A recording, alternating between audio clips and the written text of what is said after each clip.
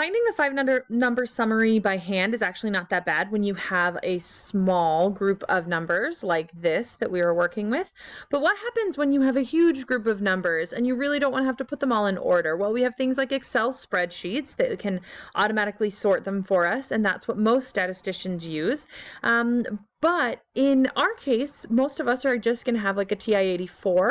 So we're going to see how to do this with a TI-84. So we're going to go to the Stat menu, and we're going to edit. This is going to edit our statistics lists. These are the lists that we're using. Yours may be empty, or they may have something in them. Mine have something in them from a class that I'm doing. And so I'm going to go up to L2 and I'm going to push clear, and I'm going to push enter, and that's going to clear the whole list.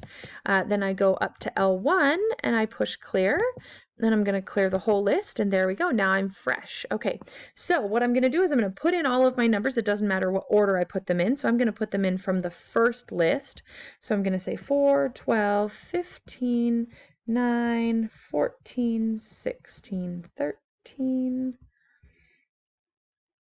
6, 7, 6, 25, 3, 13, 17, 22, 4. Okay, so here's my list. I have 16 because you can see that this is list 1. It says list 1 number 16 is 4, so that tells me I put them all in, which is always important to look. Okay, so we're going to find some stats on this. So we're going to go back to the stat menu that's right here, and we're going to go over to calc, and we're going to do one variable stats. Okay, so this is one variable stats. That's what that stands for. And here I have the list. It says, what list do you want me to calculate the stats on? And this says list 1. Now, if this didn't say list 1, or if maybe you had it in list 2, to change that, you could just clear it and you do second, and you see how it says L1, L2, L3. You just pick which one you want. So I'm going to say L1. I'm going to enter. I don't have a frequency list. That's for another time. And then I can calculate. I click calculate, and it gives me a bunch of statistics. So the first thing it gives me is X bar. This means the mean, because we're talking about a sample mean here. So this is the mean. We say that as X bar because it has a bar above it. Some other stuff we're not going to worry about. This is the sample standard deviation right here with the S. And this is the population standard deviation with the sigma. We'll talk about that.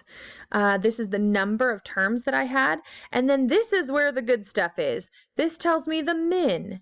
This tells me quartile 1. It tells me the median. It tells me quartile 3, and it tells me the max. So if I scroll all the way down to these one variable statistics, I have my 5-number summary right here. 1, 2, 3, 4, 5.